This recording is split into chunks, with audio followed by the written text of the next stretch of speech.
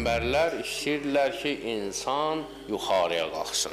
Ey insan, sən zəmini varlıq deyilsən, yer adamı deyilsən, sən asimanisən, sən göy adamsan, sən yuxarının adamsan. Peyğəmbərlər bunu deyirlər. Bu vaxtda danışmışıq. Həmişə peyğəmbərlər yuxarıya doğru dəvət ediblər. Əgər mömin ged-gedə yuxarıya doğru qalxırsa, günbəgün, an-ba-an yuxarıya doğru qalxırsa, bunun vəlisi Allahsa bunu haraya yuxarı aparır da. Bunun dünəni bu gününə baxanda nədir?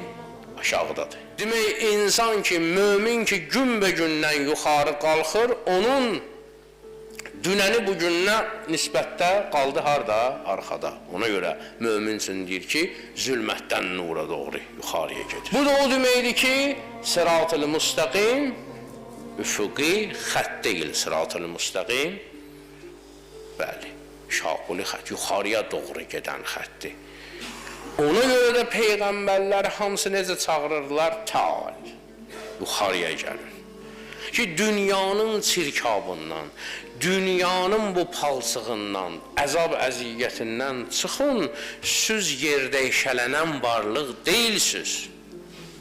Siz göy əhlinnənsiniz, yuxarıdansınız, ey bülbül-i qudsinə giriftar-ı qəfəssən, sındır qəfəsi, taze gülüstan tələb eylə. O can quşu ki, gəlib girib insanın cism adlı qəfəsinə, çırpınır orada. Nə verirsən buna razılaşmır. Dünyanı da verirsən yenə razılaşmır, sonra başlayır Allahlıq iddiasına düşməyə. Ona nə versən razılaşmayacaq. Çünki nə edib? Vətənindən ayrılıb gəlib bura. Ney kimi hərdən ki, bezmi vəslüvi yad eylərəm, Füzuli deyir, ney kimi hərdən ki, bəzmi vəslüvi yad eylərəm, ta nəfəs vardır quru cismimdə, fəryad eylərəm.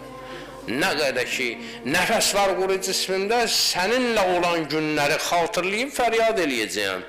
Çünki mən buranın adam deyirəm.